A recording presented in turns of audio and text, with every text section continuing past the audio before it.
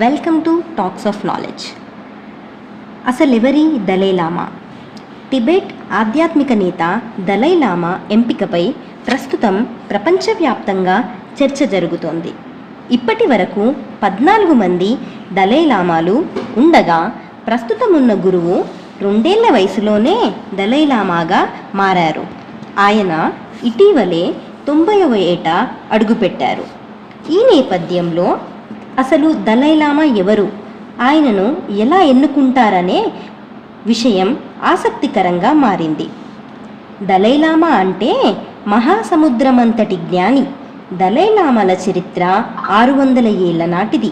వీరు వజ్రయాన బౌద్ధ మతానికి చెందినవారు. దలైలామా హోదాలో ఉండేవారు భౌతికంగా అంతరించరని, పునర్జన్మ ఉంటుందని నమ్ముతారు.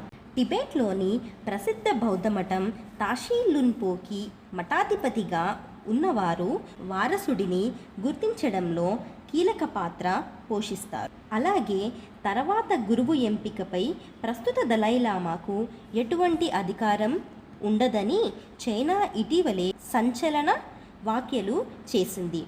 ఈ క్రమంలో భవిష్యత్తులో దలైలామా వారసత్వం ఎటు వెళ్ళబోతుందని ప్రపంచం మొత్తం ఆసక్తిగా ఎదురుచూస్తుంది.